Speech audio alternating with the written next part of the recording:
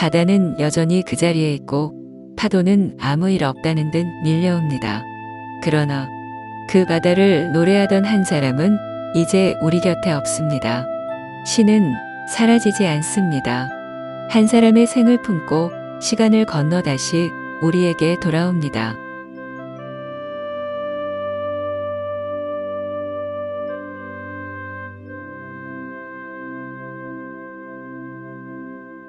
이곳 문학의 집 서울.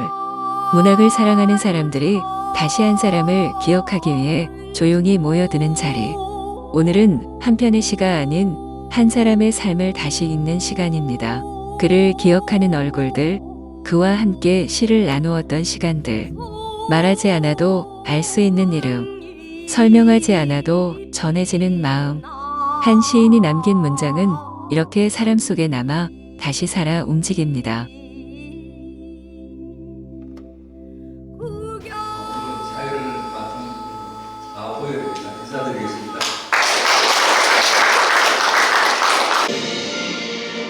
나는 자랑스러운 태극기야.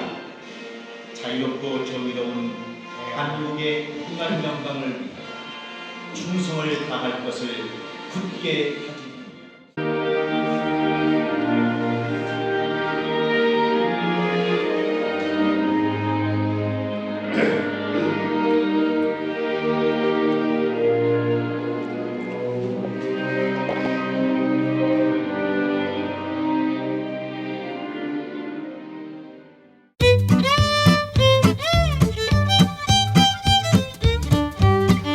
홀로 섬을 찾아 섬이 되어 돌아와 시를 쓰는 시. 우리 문단에서 누구나 할 것 없이 성의 시인이라 일컫는 이생균 시인이 지난해 9월 19일 97세의 일기로 영면하셨습니다. 성의 시인 하면 이생균 시인, 이생균 시인 하면 성의 시를 떠올리기 마련인데 수많은 문인과 불특정 독자들로 하여 그런 이름을 얻기란 결코 쉬운 일이 아닙니다. 정현종 시인은 섬에서 사람들 사이에 섬이 있다, 그 섬에 가고 싶다라고 했으며, 이생균 시인은 홀로 섬이 되어 결국에 있는 먼 바다 섬들을 두루 찾아다닌 것입니다. 시인은 1929년 2월 21일 서산시 부춘동에서 가난한 집의 3남 2녀 가운데 맏아들로 태어났습니다. 비롯하여 위시 기가 없는 때처럼 매미와 같은 아픔과 슬픔을 가슴에 품고 살 수밖에 없었습니다. 서산초등학교, 서산농림학교, 국제대학교 영문과 졸업 후 연세대학교 언어교육과를 수료하였습니다. 그 과정에 대하여 저로서는 아름아름 기동량도 하고 직접 듣게 된 사실이기도 하지만, 시인은 너무 가난해서 초등학교를 졸업하고 서산농림학교 급사로 취직을 했어요. 마치 영화 주인공이 어린 시절 한 장면처럼 시인은 수업 시간 되면 교실 밖에서 창너머로 선생님이 가르치는 그 과정을 바라보며 몰래 어깨동무 공부를 하고 있었습니다. 어느 날 그 사실을 알게 된 시조시인 조재욱 선생님이란 분이 계시거든요. 조재욱 선생님이란 분이 교실에 들어와 수업을 들을 수 있도록 배려하여 서산농림학교를 졸업할 수 있는 계기가 되었으며, 그로하여 학업을 계속할 수 있는 동기부여가 됐습니다. 시인은 대학 졸업을 하고 서산대철중학교에 첫 부임을 하였으며, 해미중학교, 서산여자중학교, 영어선생 겸 미술선생으로 재직 중 현대문학의 김현승 시인이 추천으로 등단하였습니다. 1996년 시집 먼 섬에 가고 싶다고 윤동주 문학상을 수상하였고, 2001년 시집 그리운 바다 성산포로 제주도 명예도민이 되었으며, 2002년 시집 혼자 사는 어머니로 상화시인상을 수상하게 됐습니다.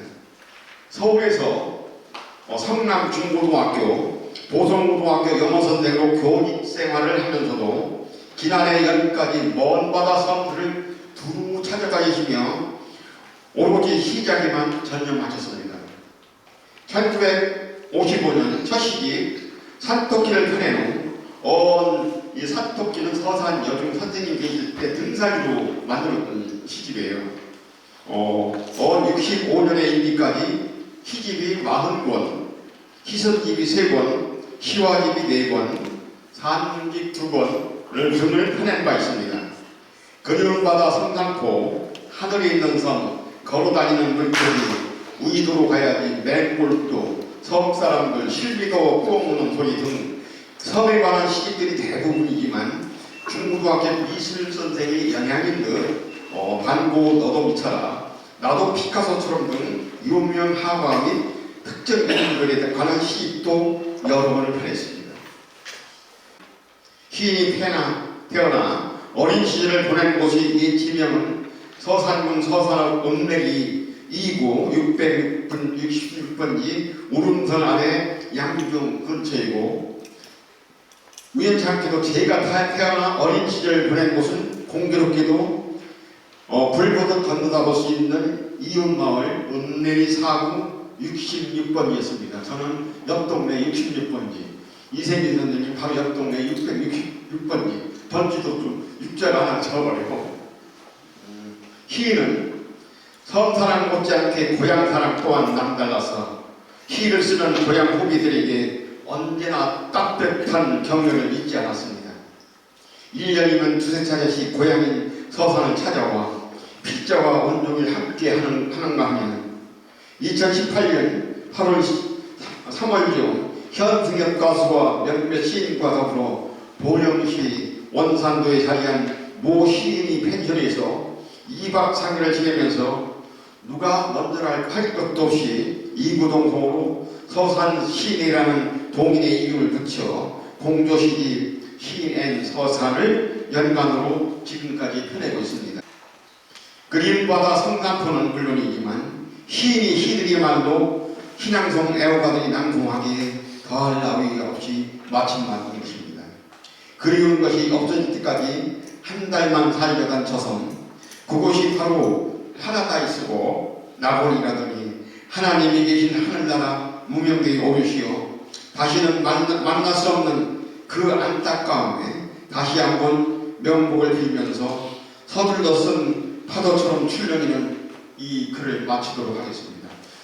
제가 감히 문학강연식으로 하긴 좀 죄송스러워서 이렇게 추도사를 읽듯이 그냥 쓴 글을 읽었습니다. 이해해 주시기 바랍니다. 감사합니다.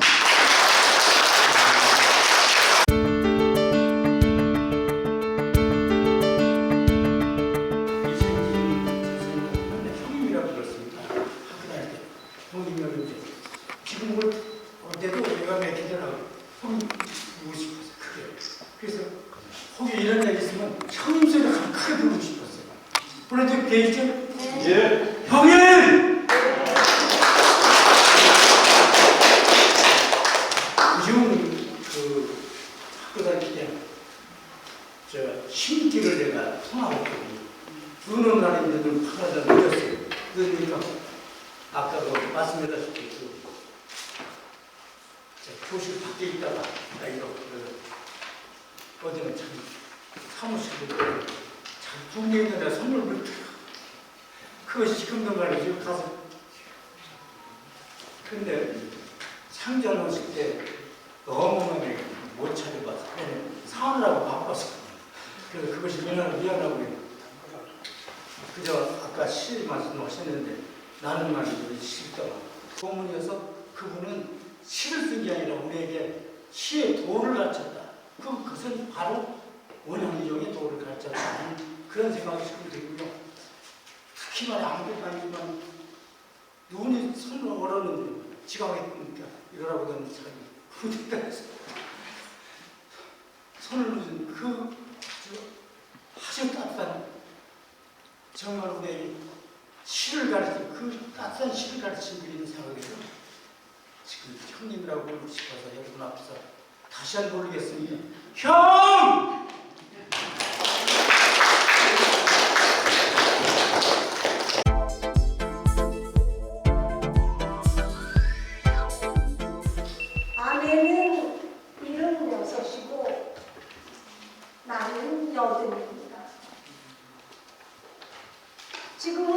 아침마다 어깨를 나가니 하고 걷고 있지만 둘이 다투기도 많이 다툰 사이입니다. 요즘은 마음가짐을 경쟁하듯 합니다. 나는 창문을 열러 갔다가 창문 앞에 흔히 서 있고 아내는 냉장고 문을 열고 흔히 서 있습니다. 인생, 철학, 종교,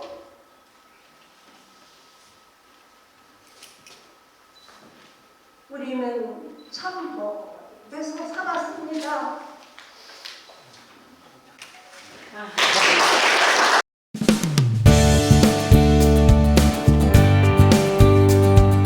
제가 선생님 지금 거리에서 20회 너무 가까이 따라다니긴 했지만 참 이런 자리에 서는 게 상당히 착잡한 마음도 들고 또 그리움도 됩니다. 아까 윤정훈 선생님이 형님하고 부르는데 저도 사실은 선생님하고 부르고 싶은 마음이 있습니다.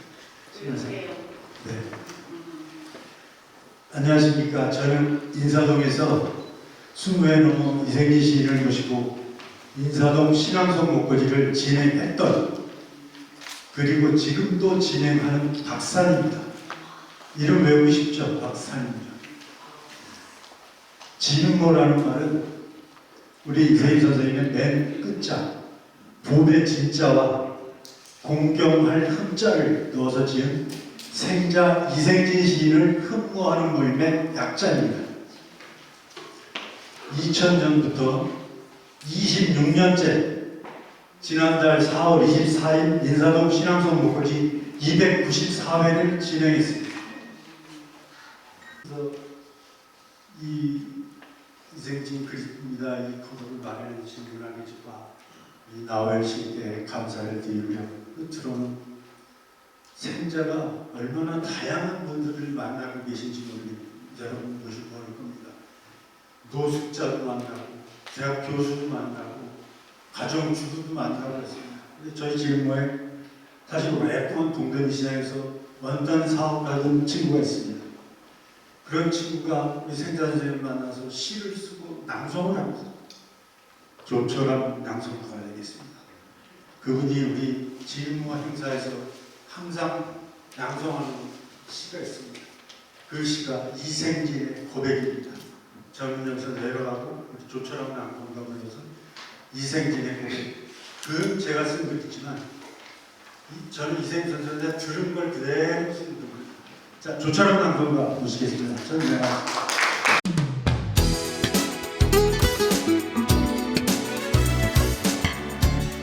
이생진의 독백. 박산. 저는 스스로 자연산 시인이고 제 시도 자연산이라고 생각합니다. 문상에서 길어진 화추와는 근본적으로 다르다고 생각하지요. 일제 강점기와 6.25를 거쳐 그 혹독한 가난에도 문학을 했습니다. 시를 썼습니다. 힘든 거야 어찌 말로 다 하겠습니까? 문학이 혼자 할 수 있는 것인지 의문을 품다가 결국 고독을 찾기로 했고 고독의 제일 으뜸인 섬을 찾아다니며 실컷 외로워보자 했습니다. 인사도에서 미수잔치도 했고 구순잔치도 했고 곧 97이 됐습니다. 횟수가 저만치 기다리고 있네요. 아직도 읽을 책이 많고 써야 할 시가 많은데 말입니다. 여러분 많이 걸으세요. 부디 90을 넘어 사세요. 고맙습니다.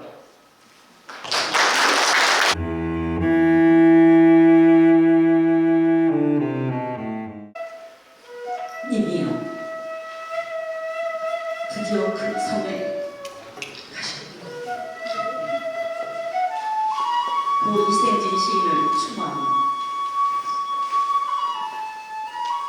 논의죠.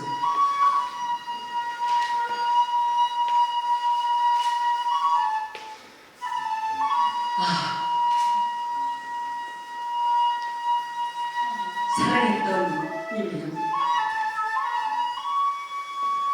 당신은 바람처럼 우리 곁을 떠나셨습니다. 더위에 시달리던 땅 위에 한기를 선물하며 당신은 물결 따라 하늘로 가셨습니다.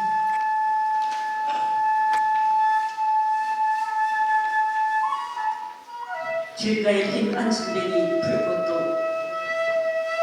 사랑의 눈길로 바라보았고 사계절 변함없는 흙나무 닮은 그 큰 성품 이생진 시인이여 이생진 시인이여 님이 선택한 마지막 섬 생자 섬에서 파도를 벗삼아 소주 한 잔에 해삼 한 조각 드시면서 영면에 드소서 편안히 영면에 드소서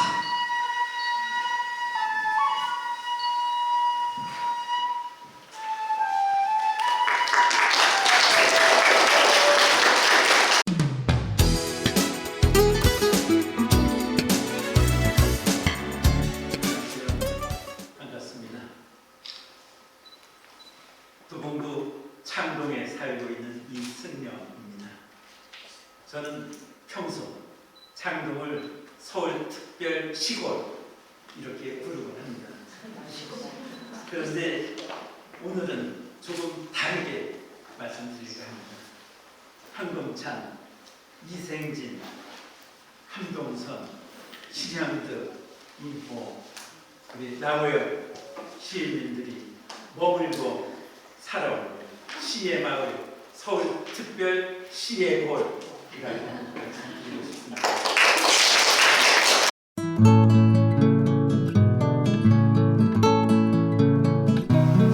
저희 가족들은 그동안에 장애인에 대해서 사실은 무관심했거든요. 여기 박산대장이 계시지만 박산대장의 사람도 장애인은 돌아가시고 처음 알았습니다. 저는 모두 그만큼 가족들하고는 솔직히 말씀드려서 본인의 시색에 대해서 일체 말씀을 하지 않았습니다. 또 저희도 관심도 없었고요. 솔직히 말씀드려서. 근데 제가 돌아가지 나서 생각이 많이 바뀌었습니다. 너무나 존경스럽더라고요. 저 사실 일기를 20년 쓰신 걸 제가 다 봤거든요. 3번을 봤습니다. 보면서 굉장히 이제 존경하게 됐습니다. 그리고 장인어른이 40편의 시를 썼는데 그걸 제가 분석을 하고 신문에 있는 거 모든 걸 다 쏟아다 보니까 A4지가 한 600장이 되더라고요. 그걸 제가 다 만들어놨습니다. 그래서 그걸 하면서 굉장히 장인어른이 참 대단했구나라는 생각을 다시 한번 했습니다. 박사하고요. 어떤 그래도 계속해서 이 장애인의 자리를 마련해주니 너무 고맙게 생각합니다. 저 역시 가족 중에서도 장애인의 큰 사이라는 것도 영광스럽게 생각합니다. 사실 다시 한 번 더 감사드리고요. 다시 감사드립니다. 고맙습니다.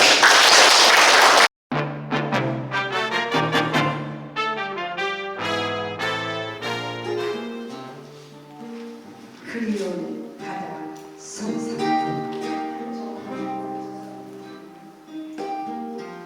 이생진 성산포에서는 바다가 설교를 하고 목사는 바다를 듣는다. 기도보다 더 찬잔한 바다, 꽃보다 더 섬세한 바다. 성산포에서는 사람보다 바다가 더 작습니다. 성산포에서는 언젠가 산이 바다에 항복하고 산도 바다처럼 누릅니다.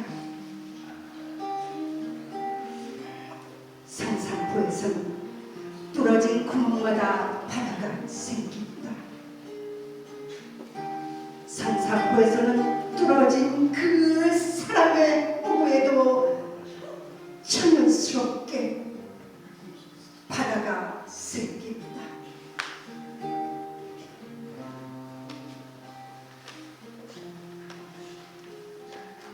저 세상의 가수도 바다에 가죠.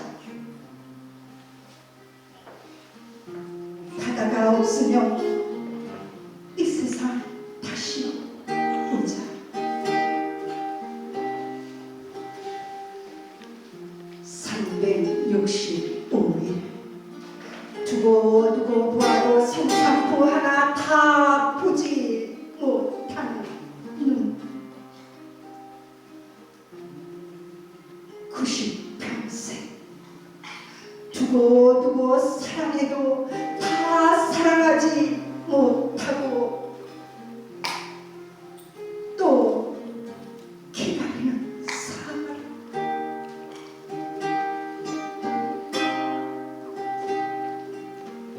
떠나간 날 구름은 수채처럼 가는.